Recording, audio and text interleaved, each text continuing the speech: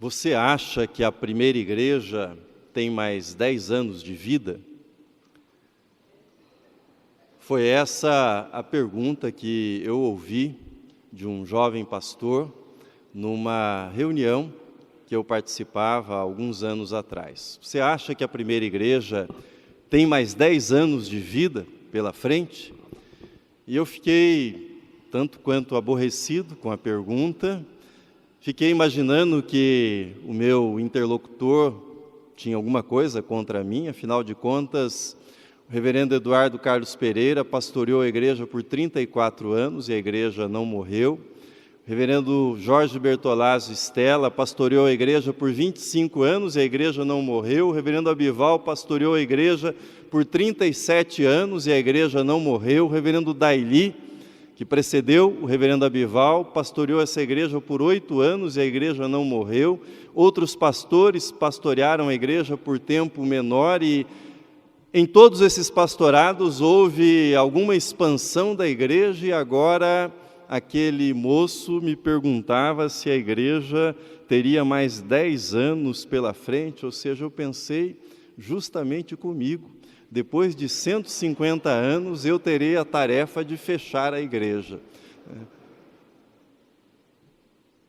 Passado o desconforto inicial da pergunta, feita por aquele pastor, pedi que ele explicasse melhor o que é que ele tinha em mente, ou seja, quais eram os seus pressupostos para me fazer aquela pergunta, o que é que ele estava sabendo que eu não sabia, né? E depois de me falar um pouco sobre o que ele tinha em mente, eu entendi que não se tratava de um problema comigo. Na verdade, ele estava bastante influenciado por algumas ideias que circulam no meio cristão evangélico a respeito de como alcançar as pessoas das novas gerações, como alcançar o público jovem, ou seja, como a igreja deve funcionar. Na verdade, ideias que preconizam que não há futuro para a liturgia tradicional, tal qual nós a praticamos nessa igreja, não há espaço mais para corais na vida das igrejas e que, se quiser falar às novas gerações, aos jovens, o pastor não deve usar toga e gravata, mas deve usar uma camisa xadrez, deve ter barba, deve usar um MacBook, deve se assentar numa banqueta e não pode fazer sermão. Aliás, o sermão não deve ser chamado de sermão, mas deve ser chamado de palestra, e com isso, então, se alcançaria as pessoas mais jovens e a igreja teria o seu futuro assegurado. Eu sou muito grato a esse jovem que fez essa pergunta: você acha que a sua igreja vai morrer? E nessa série sobre perguntas persistentes, essa é uma pergunta que nós devemos examinar. Parece incômoda, é incômoda, não devemos nos esquivar desse tipo de pergunta incômoda. A nossa igreja vai morrer? Nem mesmo devemos considerá-la uma pergunta agressiva ou uma pergunta, quem sabe, movida por inveja. É fato, bastante conhecido, que muitas igrejas têm morrido.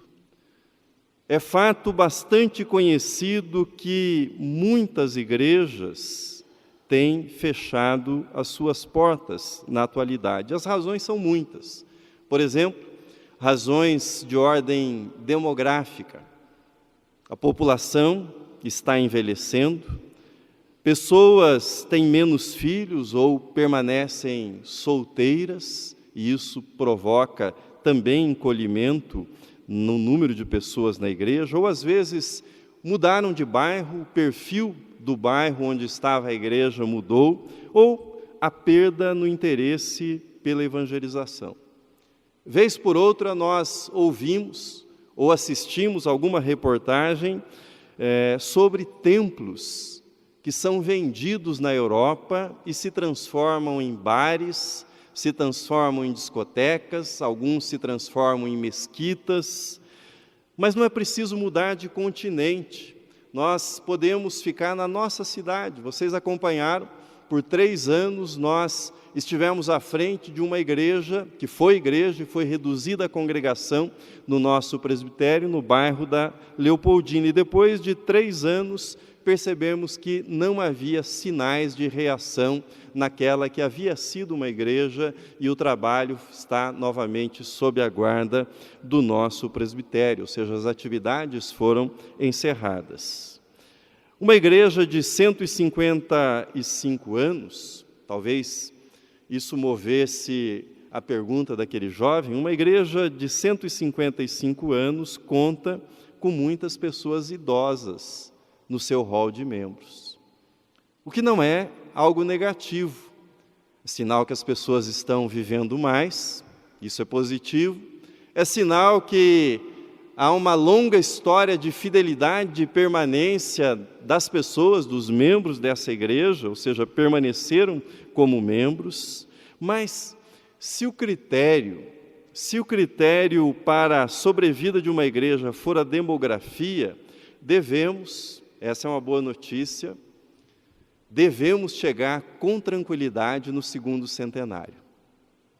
55% dos membros desta igreja, na atualidade, possuem menos de 50 anos. Portanto, isso nos dá uma folga para chegarmos até o 2º centenário da nossa igreja. Mas qualquer pessoa que tenha alguma vivência em igreja evangélica sabe, qualquer pessoa que tenha estado por algum tempo numa igreja evangélica sabe que ter pessoas predominantemente jovens ou na meia-idade no rol de membros de uma igreja não é garantia infalível de continuidade dessa igreja no tempo.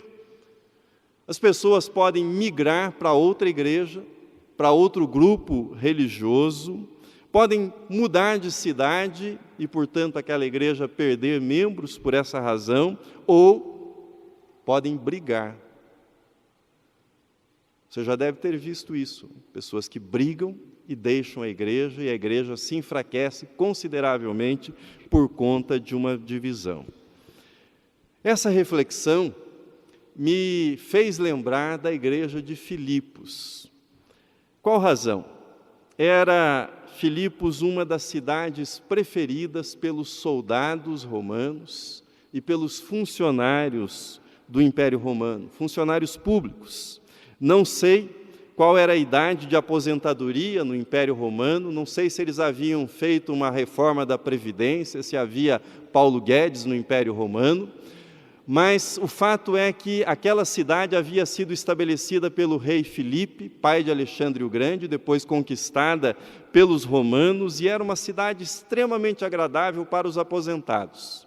Ficava no alto de uma colina, perto do mar Egeu, havia bom azeite, bom vinho, e os funcionários aposentados do Império Romano iam viver na cidade de Filipos. Naquele lugar, Deus usou o apóstolo Paulo para pregar o Evangelho. Pregou o Evangelho, uma mulher, uma comerciante chamada Lídia, converteu-se e ali começou o que viria a ser esta igreja, a igreja de Filipos, uma igreja na qual havia aposentados, pois essa era a população predominante naquela cidade, a cidade de Filipos.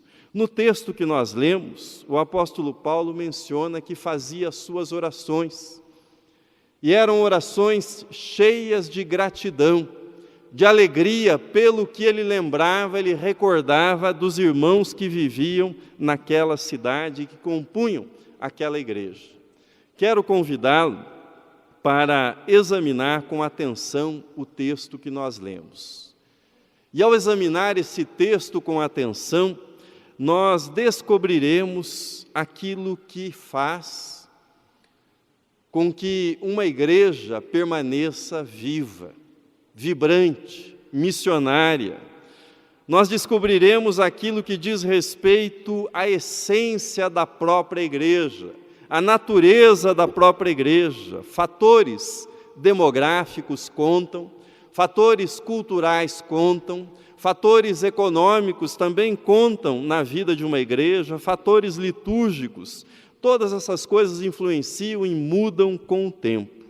afetam a vida de uma igreja. Porém, à luz da palavra de Deus, não são esses os fatores decisivos para que uma igreja possa existir, possa se expandir e possa cumprir o seu chamado de propagar o Evangelho. Os fatores que são mencionados pelo apóstolo Paulo, esses são fatores determinantes, são fatores decisivos para a saúde de uma igreja, para a vitalidade de uma comunidade cristã. E observe, tem essa comunidade 5 anos de existência, tem essa comunidade 10 anos de existência, 15 ou 155 anos, como é o caso da nossa igreja, primeira igreja presbiteriana independente de São Paulo. O uso que Paulo faz do termo evangelho é fundamental para o que nós diremos a seguir. Na verdade, o apóstolo Paulo, em todas as suas epístolas, ele usa a palavra evangelho, o termo evangelho, como a premissa fundamental, a razão de existir de uma igreja cristã, de uma comunidade de seguidores de Jesus. A igreja, na visão do apóstolo Paulo, ela nasce em torno do evangelho de Jesus Cristo, ou seja, ela nasce do recebimento da boa notícia. Jesus Cristo morreu pelos nossos pecados. Ele ressuscitou para a nossa salvação, para a nossa justificação. Ele subiu à direita do Pai e Ele enviou o Espírito Santo para que o Espírito Santo esteja na vida daqueles que creem e o Espírito Santo seja força e poder de nova vida na vida daqueles que creem. Esse é o resumo do Evangelho que fundamenta o nascimento da igreja. Portanto, a igreja nascida sob o Evangelho, ela é uma criação de Deus, ela é uma criação divina, não é uma criação humana, não é uma associação humana, ela possui, pelas leis do país, o aspecto de associação, mas sob o ponto de vista bíblico, teológico, ela é uma criação da palavra e do Espírito de Deus. É Deus quem forma essa realidade que nós estamos chamando de igreja. E essa igreja nascida em torno do Evangelho, nascida do Evangelho, nascida pelo Evangelho, essa igreja terá algumas marcas que haverão de acompanhá-la durante toda a sua vida, durante toda a sua existência. Quais são essas marcas? E essas marcas são essenciais para que a igreja permaneça viva. Primeiro, a comunhão do Evangelho. A comunhão do Evangelho. Veja comigo os versículos 3 e 4 do texto que lemos, eles estão na tela. Dou graças ao meu Deus por tudo que recordo de vós, fazendo sempre com alegria súplicas por todos vós, em todas as minhas orações. Versículo de número 7. Aliás, é justo que eu assim pense de todos vós, porque vos trago no coração, seja nas minhas algemas, seja na defesa e confirmação do Evangelho, pois todos sois participantes da graça comigo. Paulo recordava sua convivência com os irmãos da igreja de Filipos. E ele agradecia a Deus, ele dava graças a Deus pela vida daquelas pessoas e por aquilo que ele lembrava daquelas pessoas. No segundo versículo, nós lemos a frase tocante, ele diz que trazia aqueles irmãos no coração. Trazia aqueles irmãos, os carregava no coração. É uma afirmação muito bonita e ao mesmo tempo muito forte. Permita-me perguntar para você, quem desta igreja você carrega no seu coração? Quem desta comunidade de fé está no seu coração? Rubem Alves dizia que amigo é aquela pessoa que quando você lembra dela, no seu rosto brota um sorriso. Amigo é aquela pessoa quando você recorda, faz com que haja no seu rosto um sorriso? Quem desta igreja está no seu coração, cuja lembrança faz com que você abra um sorriso?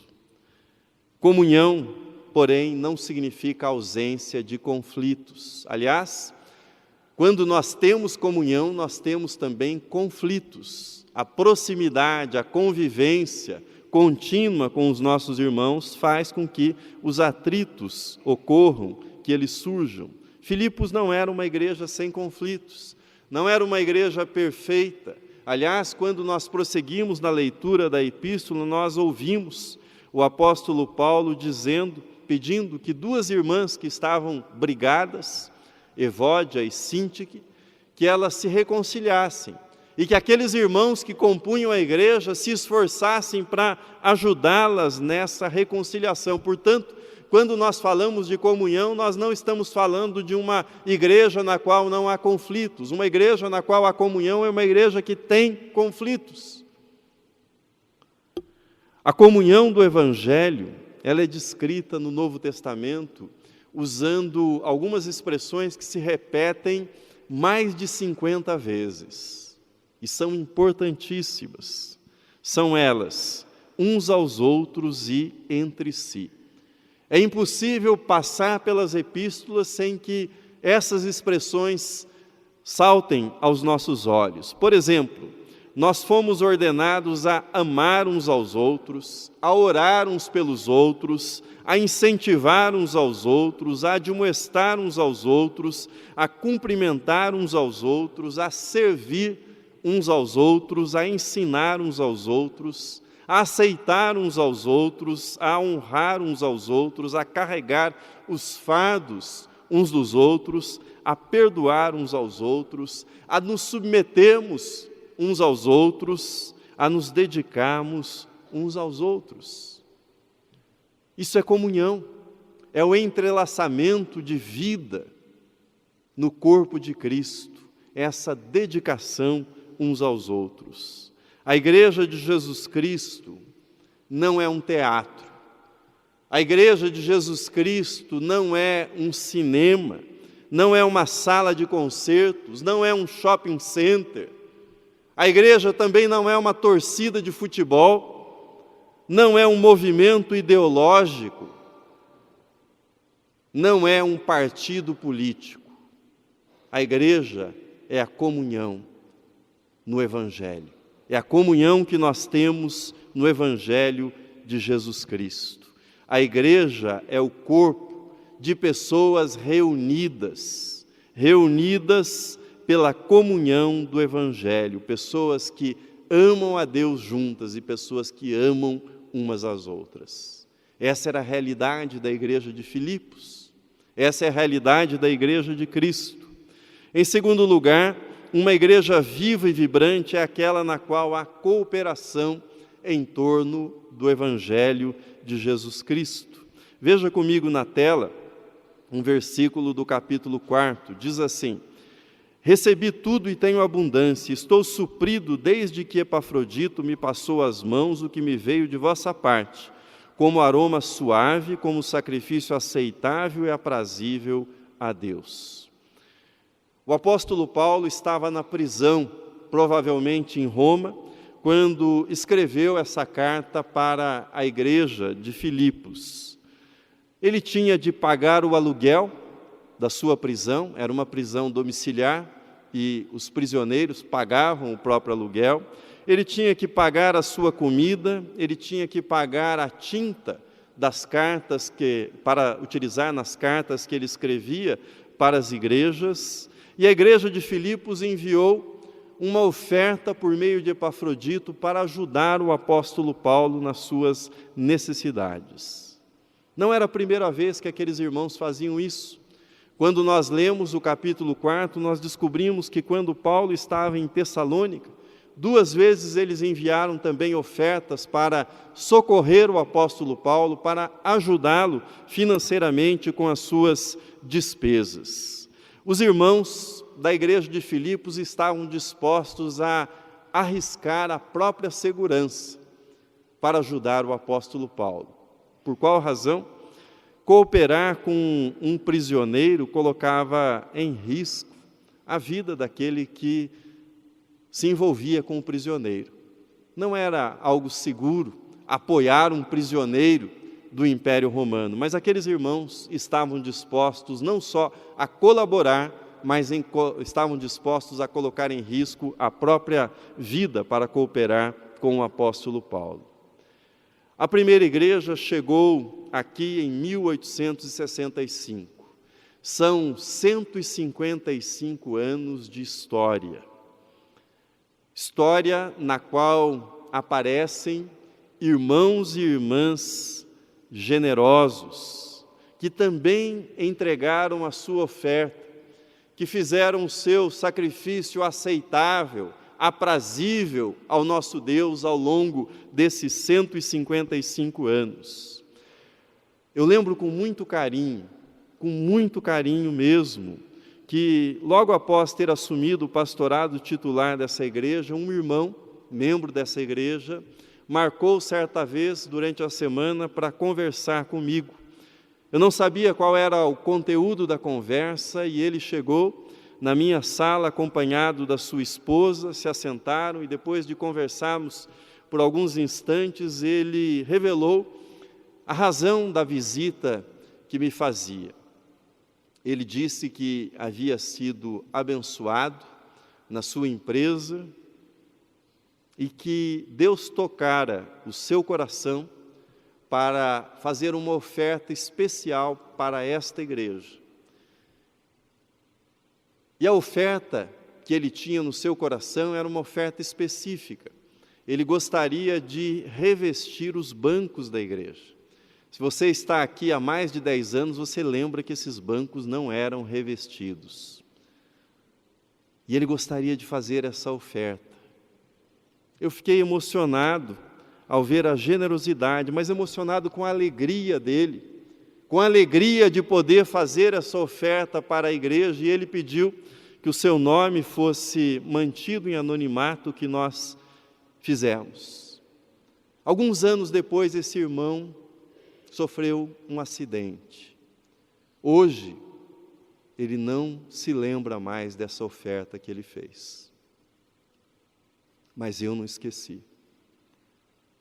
Deus não esqueceu.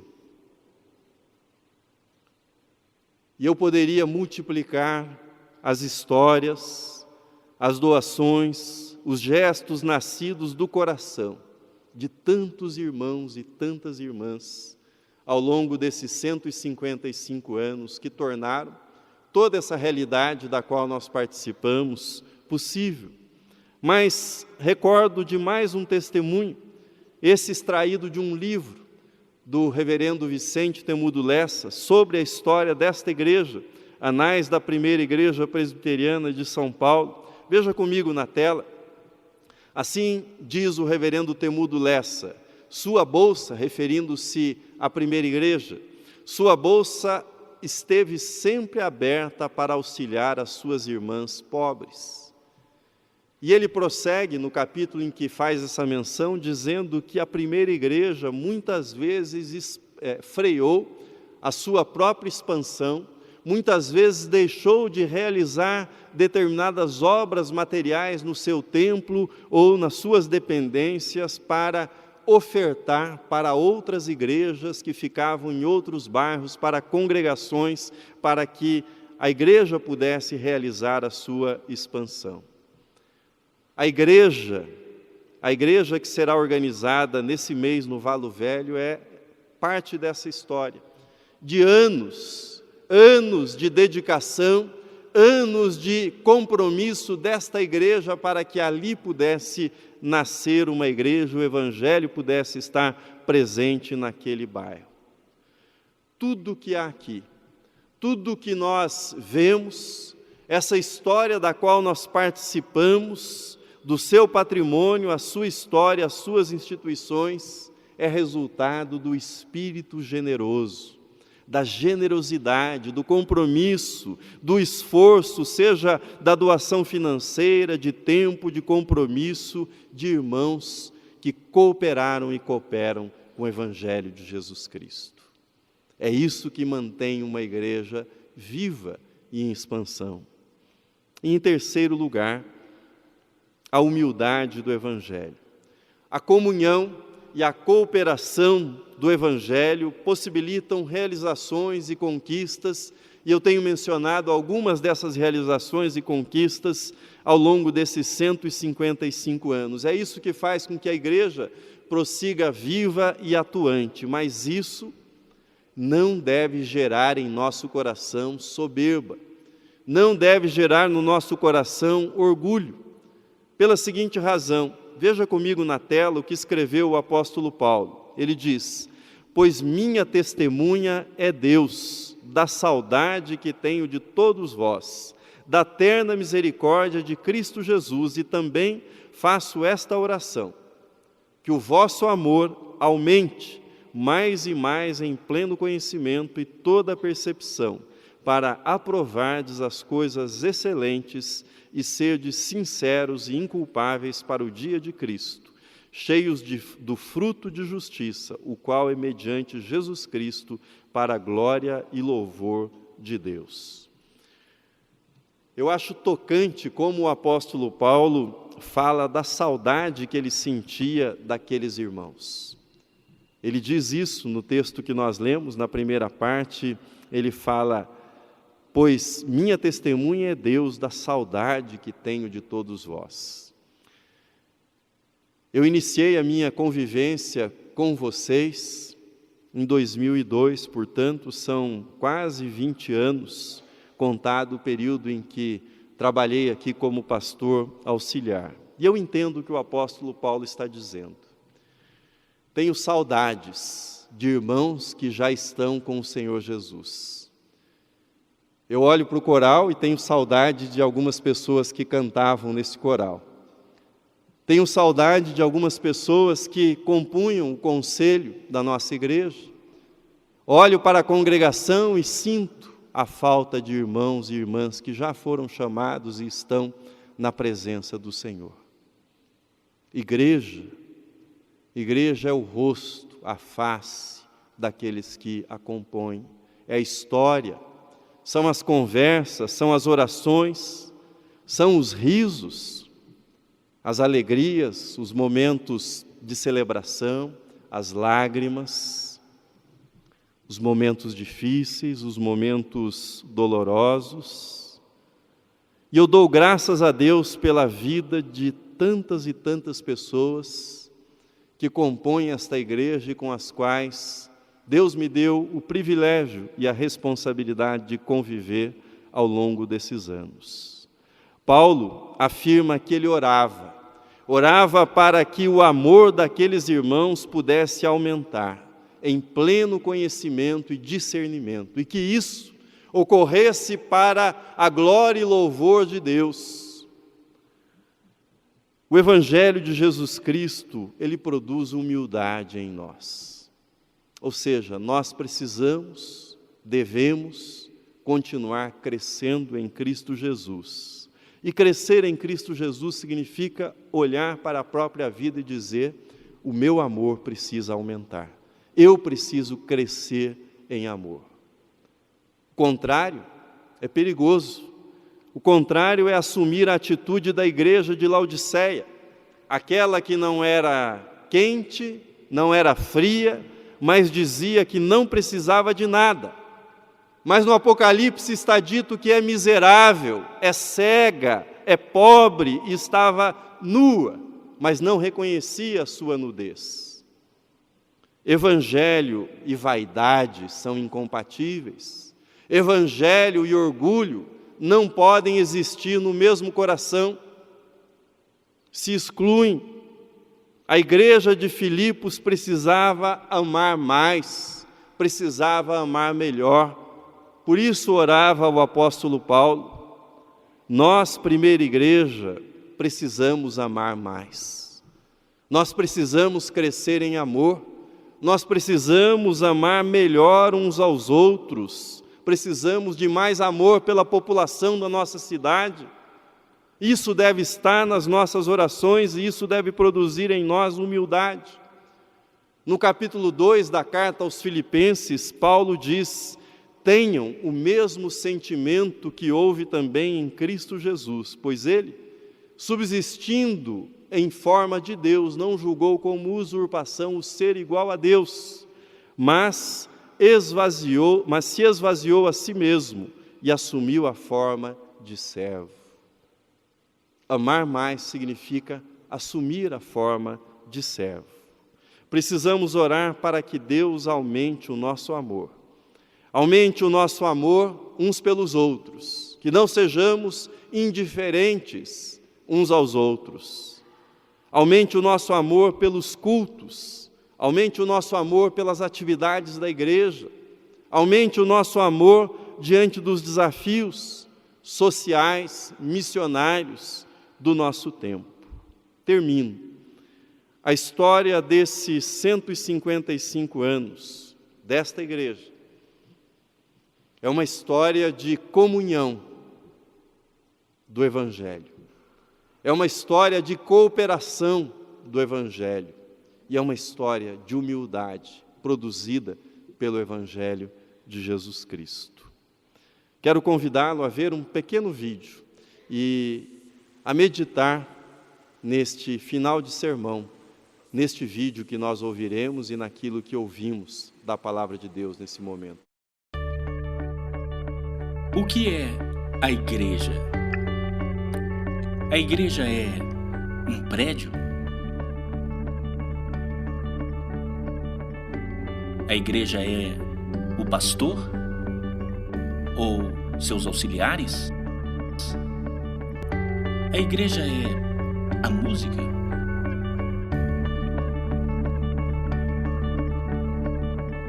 A tradição?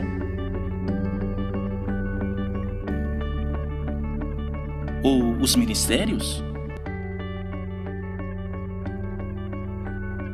Todas essas coisas são boas, mas elas não são a igreja.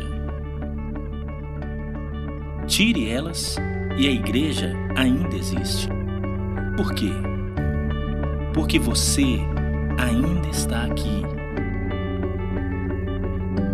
A igreja é você. A igreja é você com um propósito de amar a Deus, de amar aos outros. A igreja é você com uma missão de ligar o que não está ligado a Cristo e juntos crescer em total devoção a Ele. A igreja é você com um plano de estar ligado a Deus, servindo, liderando uma célula na comunidade, usando seus dons e paixões e transmitindo a sua fé àqueles que não conhecem a Cristo. Quando você e eu vivemos dessa forma,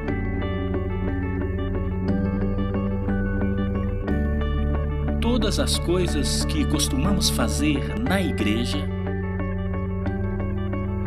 tornam-se coisas que fazemos como igreja. Deus deseja isso. O mundo precisa disso. E nós somos chamados para ser isto. O que é a igreja? A igreja é você.